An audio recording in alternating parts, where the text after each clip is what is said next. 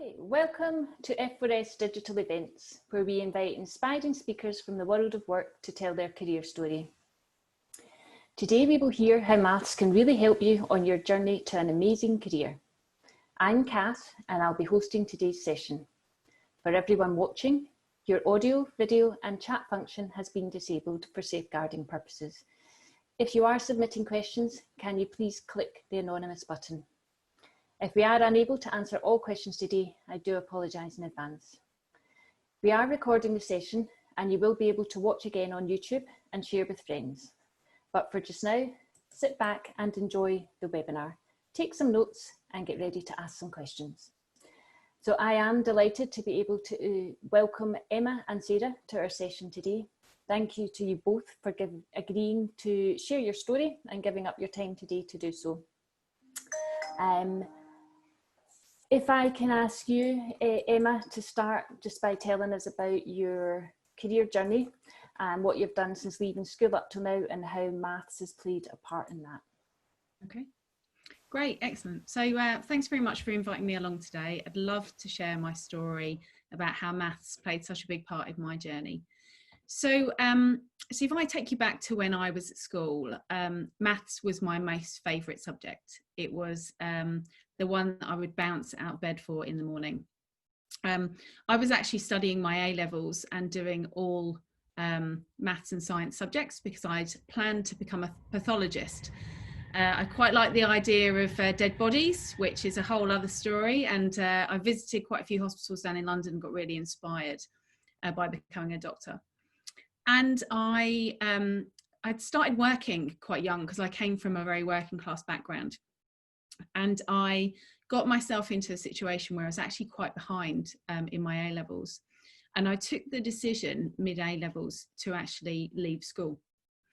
And maths played a really big part in what then happened next in my career, because my science teacher, my biology teacher and my maths teacher both told me some very interesting advice when I was leaving school. So my biology teacher said to me, "You will never amount to anything without education."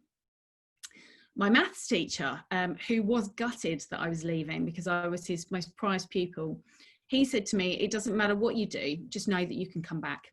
If it doesn't work out, you can come back and it'll be fine." But he said to me, "Just make sure you always keep learning." So I left school with those two pieces of advice, almost like two people on my shoulders as I sort of went through my career. And I thought, right, I'm going to make sure that I get the equivalent of my A-levels. I'm going to go and get some further education and I'm going to do well in my career, and almost sort of to prove everybody that I would be fine. So I went off and I took a number of roles in IT, and then I went to work for a company called Sun Microsystems, which was really big in the tech space, which took me out to America. And I became a worldwide account manager for Sun Microsystems. So I was managing partnerships with Sun and managing revenues that we were getting in from that company. So it gave me a massive opportunity to travel. I took my husband out there. We saw America. We saw quite a lot of the world and had a really great opportunity. I came back to the UK and then I worked for another couple of tech companies. And the most recent corporate role that I've had is I was managing director of a £90 million cloud software business in the UK. So sort of a few things about my journey that I've had. So the journey that I took was I really remembered the advice that I was given from school, which was I needed to continue learning. I was gutted that I left during my A-levels, and I do wish I'd take that time to just go back and complete that. But I did make sure that I always carried on learning, and it's just given me some great opportunities. Maths is such a big part of business. So in terms of sales, how you manage your people, how you go out to your customers, it's just such a really big part of the whole environment. So I can't encourage people enough to sort of look at maths. It's also been something that I've really sort of tried to keep that skill very current with as well. Quite often when you go for big corporate roles, particularly when you get to sort of heads of Europe, heads of the world in terms of global sales, you're quite often asked to take an aptitude test. So your ability to actually keep that maths skill going is really, really important as well. But even if you're not going into the corporate world, I would definitely encourage maths as a great subject. I angel invest, which means that I provide money to young entrepreneurs who are looking to start up their businesses. And I've seen some really interesting businesses spin up over the last few years, and maths again is a huge part of that. So I've seen companies that are helping some of the poorest communities in Africa, where they are distributing medication and helping in some of those communities. Maths is a really big part of that. I've also seen quite a lot of companies that are really trying to change climate change as well, and make people invest in other areas, maybe use new products.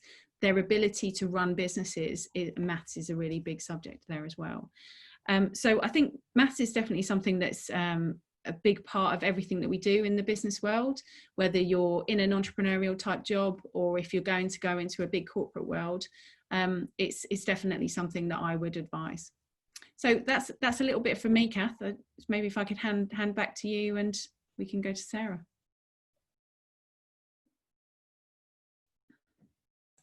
Hi, okay, right, sorry, bit of trouble unmuting there. Thanks for that, Emma, that's really interesting. I mean, to think that maths can help climate change as well, so there is, it really does go across the board in every sector, and it's really important. Sarah, if you want to pick up now and tell us about your journey, and then the students can start getting their questions in. We've got a couple already, so we'll take them after we hear from you, Sarah. Yes, sure. So my journey is a little bit different, and certainly the timescales were a bit different. So I left school at 16, also came from a really working class family, and although I'd done really all right in my exams, my parents wanted me to go to work. So I did like maths at school, and I knew I had an aptitude for it. So I was in the top set most of my life, my school life anyway. But I did find one of the subjects really challenging. I can't remember which it was now. And I actually, at one point in year 9, asked to go down a set because I hadn't quite grasped what what I was supposed to learn, and I didn't want to move on without having learnt it. And literally, having moved down a set, within an afternoon, I'd got it straight away, which was massively reassuring for me because maths was one of my better subjects. When I left school at 16, I didn't know what I wanted to do, but because I had that logical, mathematical type of brain, I became actually a product manager in a series of companies manufacturing clothing, furniture, light fittings, and every job I had gave me a step up to the next job. And it was really, really interesting. So I'd be sat at my desk and someone would bring in a wardrobe and say, how much will it cost to make this wardrobe? And I would get my calculator out and my little spreadsheet and work it out for them. And it was really, really interesting. Eventually, I was asked, would I do the accounts for a company? And I was a bit surprised because I'd never done it and I'd never done payroll, but I said yes. I'd been going to night school since 16. I was now 21 and decided to start my professional finance qualification. A few years later, I became a chartered management accountant. Really enjoyed the study, although it was not particularly easy. I then I moved into a number of careers, from computing, holidays, landfill sites, recycling centres, all sorts of things. And I ended up doing some consultancy work for a IT company in the late 90s. And I travelled for work as well, going to Madrid and also to Rome to do some accountancy work there. Basically asked to go over to tell my boss if their accountancy function was fit for purpose, which was quite challenging because I didn't speak Spanish at the time, nor did I speak Italian, so I had to learn quite quickly.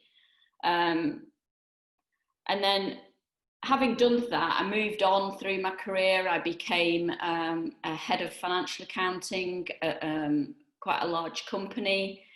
And then I decided, you know, I actually want to give something back to society. I sort of felt like I was working in industries that, although they were hugely interesting and I really enjoyed them, I actually wanted to work for something more for public good. And what I did was applied 10 years ago for a job in the civil service as a finance manager. It was really challenging because obviously I'd become quite senior by then, and then had to start doing all my aptitude tests again, being tested, you know, if I was fit for the role. It was quite interesting and I did quite well, and I ended up being financial accountant for the prison and probation service. It was a huge change that I'd gone through. It was a very different ethos, and government accounting is really quite different to private sector in many ways, not least of all because your funding is voted for by Parliament. So you have to almost not overspend, not underspend, and there's a lot of very technical work going on in the background to try and manage all the risks and all the possible benefits to get to the end of the year almost exactly where you thought you'd be. I then got promoted to my job I have now, which is Deputy Director of Finance for Courts and Tribunals. And that's essentially about a £2 billion budget for the court service and around £2 billion for fees and fines accounting. So we don't just account for the cost of running the court service, we have to account for all the fines, the victim surcharge, compensation, payments of child maintenance made through the court. It's really wide ranging. And so I never know each day what it is I'm going to be faced with. I have about 120 staff, all finance professionals. And being the civil service, they're really, really supportive of training, of promotion. It's a very fair system where a band is paid at a certain pay rate. It doesn't matter if you're a man or a woman, you can still apply for that promotion. And what's great about working in the court service is we have a female CEO, and we have a huge proportion of our workforce is female. I've never really found that being female has been a drawback, and I think the fundamental reason for that is that, you know, maths has been the key of every job I've ever had, and it's been fundamental in being tested. Every time I've changed careers, it's been one of the things that employers have wanted to know more than anything else is, do you understand, are you numerate? Are you able to assess financial numbers and work out, what the best course of action is? So, for example, in my current job, every time a policy decision is made by a government minister, finance are asked to give their assessment of that. So, is it good value for money? Is it affordable? And will the finances in place for that are proposed be suitable and enough? And also, do we have are we allowed to make those sort of investment decisions? So it's really been the core of my whole career. And though I had a bit of a shaky start with one of the items I had in my syllabus, I have to say I didn't give up on it. I've always worked in a mathematic environment and completely enjoyed it, because no single job I've had has been the same, except for the maths. So I think that's what I was going to say, Kath. I hope that's okay. If I could come back to you. Perfect. I think both of you have absolutely demonstrated, one, how important maths is for people and the range of opportunities that can open up, and fabulous opportunities in being able to travel, because numbers are the same in every language. So it does help. Even if you don't speak the language, you can still make assessments. So, I mean, I think just before we go into the questions, we do have some here. And one of the questions that has come in is about gender. And Sarah, you have said that you didn't really feel any effects of being female within your career to date. You didn't think there was any kind of bias against you. Emma, have you experienced anything? Do you think it's been an advantage or a disadvantage to you? So I have worked in a predominantly male industry in a predominantly male-based role as well, pretty much all my life. And I think for some companies that I work for, gender never felt like it was an issue, not at all. And you were treated the same way as anybody else was treated in the organisation. Looking back now, there were some companies I worked for where actually it was difficult, and actually I didn't see it at the time, but then when I now look back at some of the situations that happened with my peers, some of the things that were going on in the organisation, it was a challenge. And I think one of the biggest pieces of advice I can give around that is how I managed to succeed in that adversity was I was surrounded with great people who wanted me to succeed, male and female. And that made a huge difference, because then if I was struggling in that sort of environment and sort of treading water, they could really sort of lift me up and help me out. That's great. So again, then that just kind of brings us back to the previous stage. And at school, the whole Maths4Girls project has been set up to try and encourage more young girls into studying maths at a higher level. So why do you think they don't? Do you think that's hearing stories about people's workplaces, or do you think it's just that they're not encouraged in school? Or I think it's because we make maths sound really boring. That's what we do. We don't tell people about the exciting things that you could do with maths.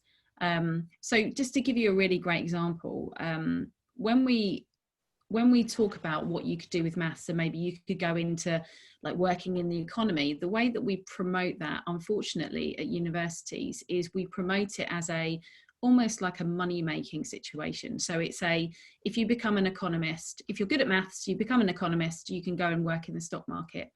Well, actually, being an economist could be somebody that could go and help world hunger. You could go into a country and be a country economist. You could go and work in the treasury. You could help social mobility. There's lots of other things that you could go and run an NHS trust and make patient care better. There's so many other things you could do being an economist. And unfortunately, what we have done is we've hardwired what the path is, unfortunately, for maths through university and then out the other side. But the message that I'd give is that actually maths is so key to most of the key jobs we're going to need over the next, 20, 50 years. And certainly some of the problems that we're going to have to address, maths is going to be really core to that. So I think if we can if you can imagine that maths could be part of any role that you're interested in pursuing when you've finished university, then I think that would be a really key message. Sarah, you're nodding agreement there. Yeah, I would agree to that. I think that, certainly in the roles I've done, which have been really varied and similarly worked in quite male environments. So, maths can sound quite dry, but then when you think about what you're going to use it for and how it can be used to improve people's lives. So you can be involved in something I'm working on at the moment is around government debt, and how do we help people who struggle to pay debt, and how do we protect them, and how do we introduce a much more fair debt market so that people aren't under pressure to have to pay money back. And that's all come about through having that involvement in maths in the first place, where you're brought in as someone who understands how debt markets work. you can be involved in creation of a new company. You can become involved in engineering, science, literally any career going forward is going to be maths based. More so than ever, I think. Yeah. So Emma, you've got a couple of the questions here. So do you want to answer the one then, why is your company's work important and how does maths help? Yeah. So after leaving the corporate world, I work for myself now and I consult with a bunch of startups. So I help them work out how they're going to get funding for their startup. So how are they going to borrow cash, or maybe they're going to try and get some investment somehow, and you know, how they put their business plan together, what do their financials look like, how do they then go sell that to people so people give them cash to then go and do the things that they want to do. So obviously a big part of that is maths, because I have to be able to show them that they're going to make a profit and that there's good projections and those sorts of things, and accuracy of the maths is so important. Because the first thing that investors pick up, like myself, is when people do bad maths. That's something that we don't like very much. And then also I help people sell their products as well. So how do you go and contract with a big Vodafone or an O2 or a BT, you know, a big blue chip company, and make sure that that's a profitable contract? So you have to be thinking about today, about what your cost of sale is, what it will be in the future, and how you want that contract to keep rolling and keep taking money from those customers in the future. So maths is a really, really big part of my everyday work. Okay. Sarah, one for you. You spoke about you struggled a little bit at school with one of the maths topics, but when you went and resat that particular topic, you excelled at it. Was it a teacher that helped? Was it the different teacher, or was it just that having more time? I think I don't think it was having more time. I was in the top set, and I can't remember what it was that I was struggling with. But then the class moved on to the next subject, and I was really worried that I hadn't understood the thing we'd just been doing the previous term. So I went to see the teacher and I just asked, can I be moved down to a set below? And I think it was the teacher, because I was coming to her with a known problem. So I think she did give me the time to actually learn it, and she was very patient with me, and she did make a huge difference actually. And I think, you know, the top set people, that teacher was trying to push everyone along and get everyone keep going with the syllabus, but I just fell a bit behind and had to think, hang on, I'll go back, I'll ask to go in the next set down, and I'll learn that thing I missed, I didn't get it. And then later on, a year later, I was back in the top set. So I think it was maybe one teacher was pushing ahead because I was failing a little bit. So she was doing the right thing by her class and, you know, where they all were. But I think I really benefited from a really great teacher, the set below, who could see what I needed and actually help me work it out really quickly, actually. Just a different way of explaining it. I think that's a really good lesson for students, because I think they need to, a lot of them lack a little bit of confidence just to be able to say, I don't know something, but being able to say, I don't know something has the potential of them learning at a much, much deeper level and understanding, which is always good when it comes to maths. And actually, the phrase, I didn't quite get that, is a brilliant way to have someone properly explain what they mean. Yeah. And I think that kind of travels right through your working life as well. There's no point in sitting in any meeting and not understanding what's going on. You're as well just asking for clarity there and then. So I think we've got some more. Emma, do you want to, I know you've spoken a little bit about the careers, and especially with the sort of angel investing things that you do. What other careers do you think that students can get into with maths as a higher level subject? Yeah, so let me answer that. I will just go back to the previous point as well around the ability to ask when actually you don't understand.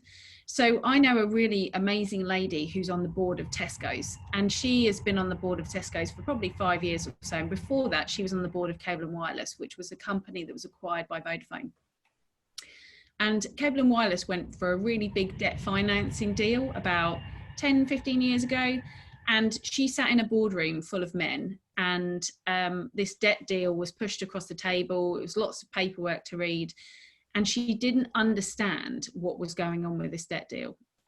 And she put her hand up and she said, I'm really sorry, I really need this explained again. Could we take some time just to explain it again? And the finance director said, yeah, no problem. Does anybody else need to go through this again if I offer you the time? And 2 other directors put their hand up. So if she hadn't have been brave enough to actually put her hand up, those other 2 people would have been much less informed than they were. So actually, you know, there's a lot to be said for having the bravery. And, you know, she's, you know, in her 50s. So, but yeah, around the career side of things, I really do believe that, you know, you could take maths anywhere. Certainly some of the most exciting companies that are out there at the moment are entrepreneurs, startups. Quite a lot of them are formed in universities with some of the cohorts that you meet in universities. You come up with these really amazing ideas, you meet really amazing people, but having maths as the foundation of any career that you take forward is just really key. Because if you're starting a business, being able to manage your cash flow, work out how you're going to pay people, how you're going to make money, that's really important.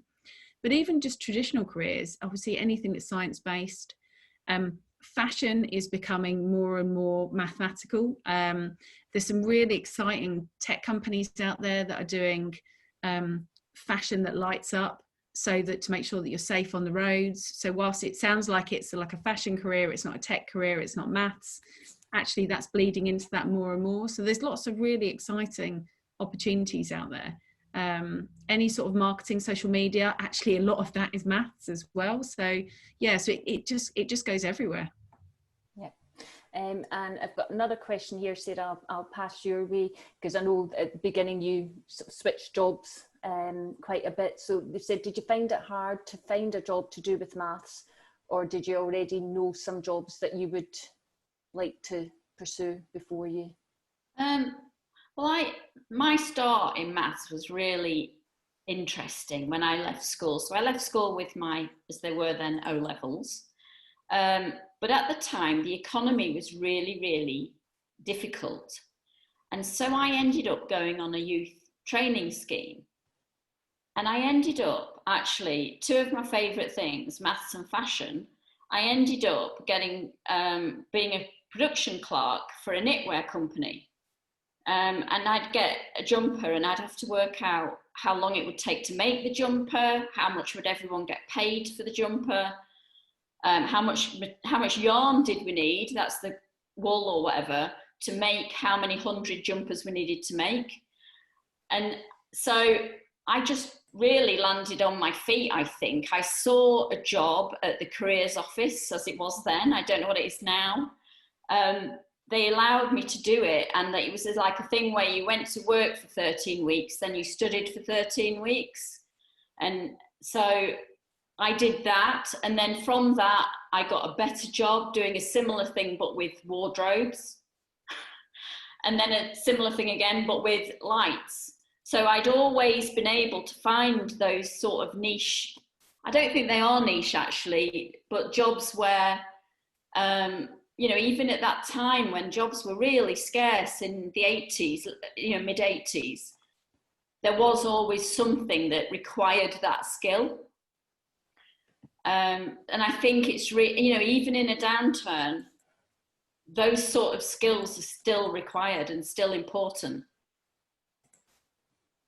Yeah, I think you're absolutely right. And I think there's some benefit in going and learning and working at the same time as well. And I think, because it was one of the questions, is do you go to university or do you get an apprenticeship? What would be your thoughts on working and learning at the same time, or going and doing the learning first? Well, if I'd have chosen, I'd have gone to university. But I didn't have that choice. And so I'd made the best of what I had. In hindsight, I might go to university again. I'm not sure actually, because it's quite expensive now. I'd have to do the maths, right? Which just shows you need maths for everything. Emma, what would you think on that one, the last question? Yeah, so I think Sarah's story really resonates with me, because actually when I left in my A levels, I went to work for Gossards. And for those of you who don't know Gossards, because Bravissimo has now branded everything themselves, they're actually a bra factory. It's actually a bra company that was based in my local town, and I went to work in the export office. So we shipped bras all over the world, and sort of finance export. So we would process the orders, we would get all of the orders out the door, it would go down into the factory, they would process the orders and get those out. And actually so I went full-time work, but what I did do was there still are loads of schemes, like when I was younger, where you can go and work and learn. So I didn't do an apprenticeship, I did full-time employment, but what I did do was through our local business link, which is sort of a chamber of commerce, they offered education courses to young people, and they incentivized you to do it. So you went on a 3-month course, you got an equivalent of an A level, you worked really hard in that period, and it was almost like a really, really quick way of getting qualifications, but working really hard in the process. So I think I would have loved to have gone to university. Similar situation, I came from a really working class background. That was never going to happen for me. But the thing that I would hang on to is just, what both my teachers said to me, which is, it's so important to keep learning. It's so important to have an education. And even now, I've actually just been to Henley Business School for the last year, studying again, because actually you can never stop studying, and it's so important to just keep that education up. So I think regardless of what path you take, just make sure that you make the pledge to yourself that you're always going to keep learning new skills, and just keep yourself current. Yeah, I think that is excellent advice. And we are now at the end, unfortunately. But thank you both for sharing your story and experiences. And I'm sure you have given all the attendees today food for thought, and that they will be studying maths at a higher level, because they'll all want to have amazing careers like you both have had. Thank you to everyone that's joined us today. We will be emailing you a feedback survey. If you can complete this, it helps us to continue to improve our digital services. You can view this and all our career webinars on our YouTube channel. And if maths isn't for you, I'm sure you'll find something else that will inspire you there. And if you aren't already following us, we are on Twitter and Instagram. Our next career webinar is Tuesday, July the 7th at 11:30, and we hope to see you there. So thanks again, Sarah and Emma. We hopefully will see you in a classroom at some point where you're able to give some future advice to students as well. Thanks very much. Thanks.